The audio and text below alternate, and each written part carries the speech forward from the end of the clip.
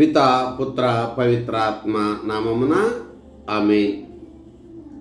మన రక్షకుడైన యేసుక్రీస్తు నామమున మీ అందరికీ శుభములు. క్రీస్తు స్వరం వీక్షకులకు స్వాగతం. యేసు ప్రభు మిమ్ములను మీ కుటుంబాలను చల్లగా దీవించునుగాక.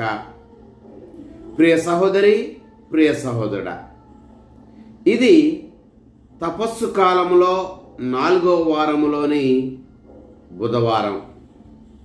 ఇది తపస్సు కాలములో 25వ రోజు. ఈనాటి సువార్త పఠనము యోహాను సువార్త 5వ అధ్యాయము 17వ వచనం నుంచి 30వ వచనం వరకు. ప్రియ సహోదరి, ప్రియ సహోదరుడా,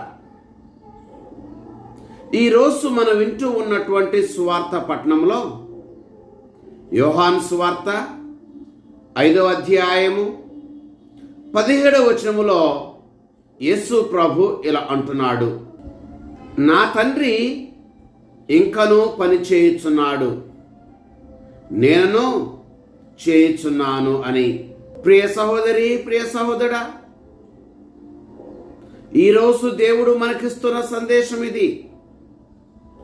నేను మీకోసం పనిచేస్తూ ఉన్నాను, నేను మీ రక్షణ కోసం పనిచేస్తున్నాను అని. ఆయన ఈ లోకాన్ని సృష్టించి ఈ లోకాన్ని వదిలివేయలేదు అని ఈ మాటకు ఉన్న అర్థము. మానవులకు దేవుడు దూరముగా ఉండేవాడు కాదు అని అర్థము, లేదా మానవుల్ని దేవుడు దూరంగా ఉంచాడు అని అర్థము. మానవాళి కళ్యాణం కోసం దేవుడు నిత్యము పనిచేస్తూనే ఉంటాడు. అయితే ప్రియ సహోదరి, ప్రియ సహోదరుడా, మానవాళి కళ్యాణం కోసం దేవుడు చేసే పని ఏమిటి అన్న ప్రశ్న మనకు రావచ్చు. మానవాళి కళ్యాణం కోసం దేవుడు చేసే పని ఇది.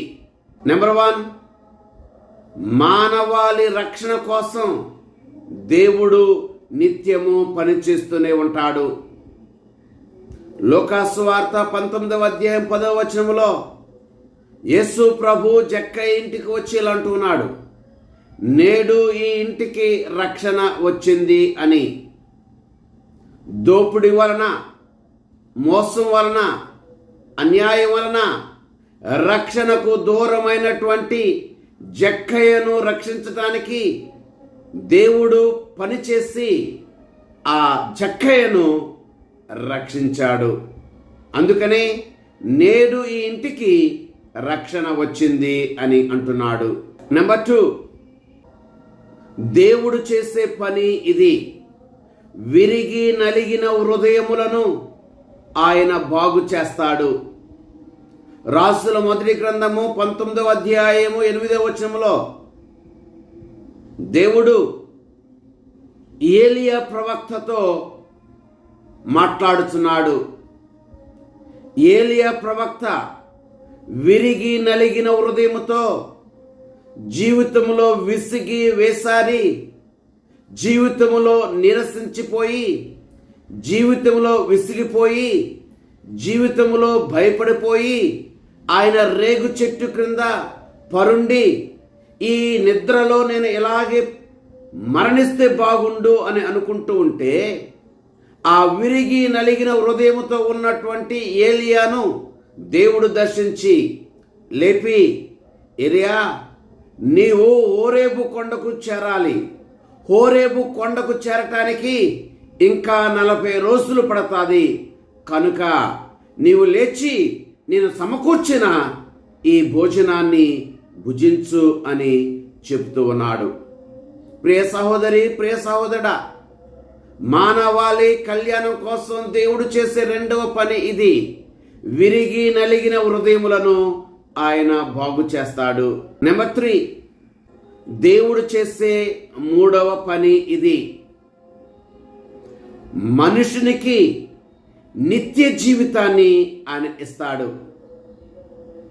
యోహాను సువార్త 11వ అధ్యాయము 25వ వచనంలో ప్రభు ఇలా అంటున్నాడు, నేనే పునరుత్థానమును జీవమును, నన్ను విశ్వసించిన వాడు నిత్య జీవము పొందును అని.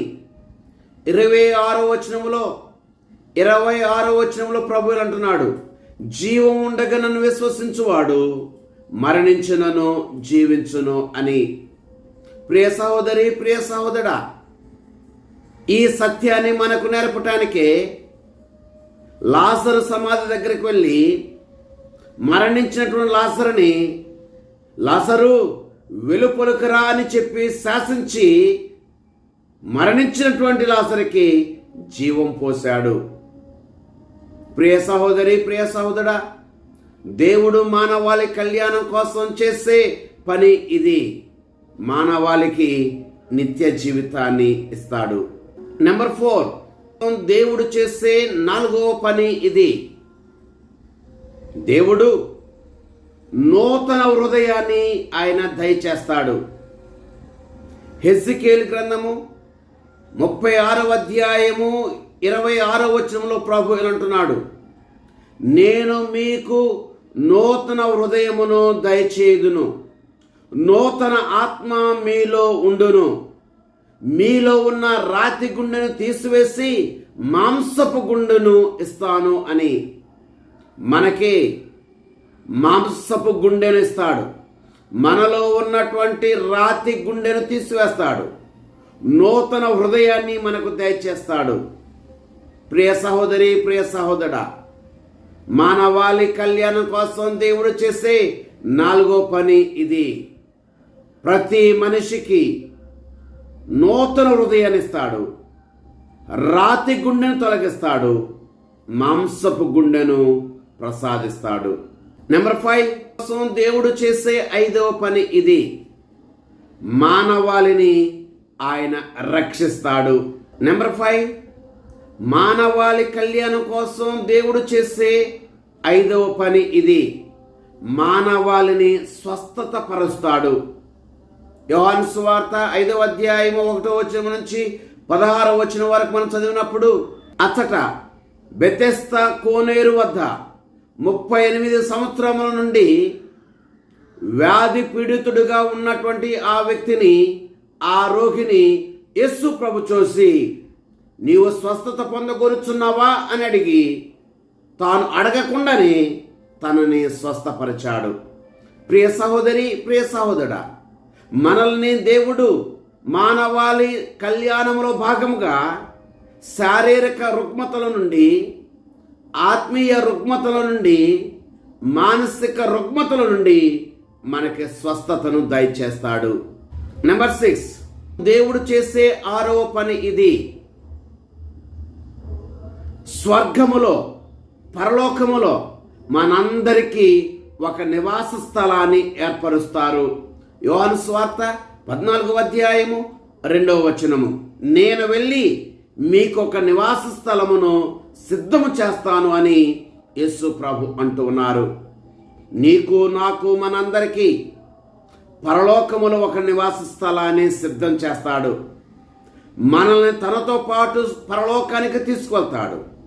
మనల్ని తనతో పాటే తన ప్రక్కనే స్వర్గములో ఉండులాగున ఒక నివాస స్థలాన్ని ఏర్పరుస్తారు. కనుక ప్రభువు నిత్యము మన కోసం పనిచేస్తూనే ఉన్నారు. అనగా ఆయన మనల్ని మర్చిపోలేదు. ఆయన మనకు దూరముగా ఉండేవాడు కాదు, ఆయన మనలను దూరముగా ఉంచేవాడు కూడా కానే కాదు. ప్రియ సహోదరి, ప్రియ సహోదరుడా, మన జీవితంలో కొన్ని కష్టాలు వచ్చినప్పుడు, సమస్యలు వచ్చినప్పుడు, బలహీనతలు కలిగినప్పుడు, ఒంటరితనాన్ని అనుభవిస్తున్నప్పుడు అనుకుంటూ ఉంటాం, దేవుడు నన్ను మర్చిపోయాడు అని, దేవుడు నాకు ప్రత్యుత్తరం ఇవ్వటం లేదని, దేవుడు నాకు దూరంగా ఉన్నాడని, దేవుడు నన్ను విడిచిపెట్టేశాడు అని. కానీ దేవుడు మనకి ఇప్పుడు కూడా దూరంగా ఉన్నాడు, ఎన్నడూ కూడా మనల్ని విడిచిపెట్టాడు. కానీ ఆ నిశ్శబ్ద సమయంలో మన కోసం ఆయన గొప్ప కార్యాలను సిద్ధం చేస్తూ ఉంటాడు. ఉదాహరణకు యోసేపుని తన అన్నదమ్ములు మోసగించారు, అమ్మివేశారు. బానిసగా వెళ్ళాడు. ఆ సమయంలో ఈ యోసేపు దేవుని యొక్క సాన్నిధ్యాన్ని ఆయన చవిచూచి ఉండకపోవచ్చు. ఏమిటి నాకు ఈ కష్టాలు అనే ప్రశ్న తనకు వచ్చి ఉండవచ్చు.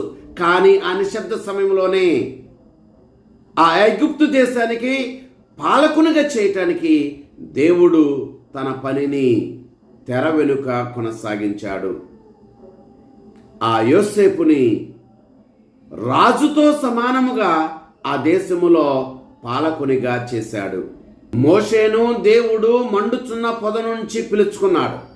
నిర్గమకాండము 3వ అధ్యాయం 7వ వచనంలో మోషేతో ప్రభు అంటున్నాడు, మోషే, ఐగుప్తు దేశములో నా ప్రజలు అనుభవించు బాధలను నేను కనులారా చూచితిని అని, దాసాధ్యక్షుల బారి నుండి విడిపించమని వారు చేసినటువంటి మొరను నేను వింటిని అని.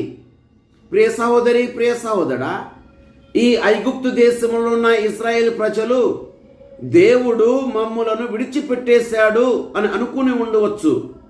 ఈ శ్రమలు దేవుడు మాకు ఇచ్చినటువంటి శ్రమలు, అసలుకి దేవుడు మనల్ని పట్టించుకోవట్లేదు అని చెప్పి అనుకుని ఉండవచ్చు.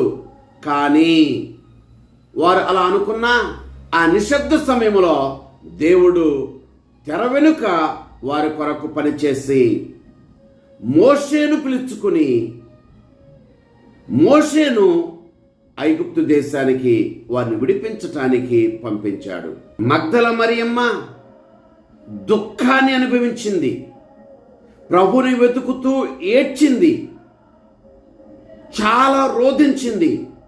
ఆ సమయంలో ఏది నా ప్రేమకు ప్రతిఫలం, నేను ప్రభుని వెతుకుతుంటే నా ప్రభు నాకు దొరకటం లేదు అని అనుకుని ఉండి ఉండవచ్చు. యోహాను సువార్త 20వ అధ్యాయం 11వ వచనం నుంచి 18వ వచనం వరకు మనం చదివితే ఆమె చాలా రోధించింది, వెతికింది. అయితే ఆ కన్నీటిలో, ఆ చీకటిలో తెర వెనుక ప్రభువు ఉత్థాన క్రీస్తుగా తనకు దర్శనమివ్వటానికి పనిచేశాడు. ఆ మగ్దల మరియని మరియా అని పేరుతో పిలిచాడు. మొట్టమొదటిగా ఉత్థానము తర్వాత ఆమెకే దర్శనమిచ్చాడు. తన శిష్యులకు ఈ ఉత్థానము గురించి సమాచారం అందించమని ప్రథమ శిష్యురాలుగా ఉత్థాన వార్తను తెలియజేయటానికి పంపించాడు. మనలను ఎన్నడూ విడువడు, ఎడబాయడు. ఆ ప్రభు మనల్ని, మన కుటుంబాలను చల్లగా దీవించునుగాక. ఆమేన్. పితా, పుత్ర, పవిత్రాత్మ నామమున ఆమేన్.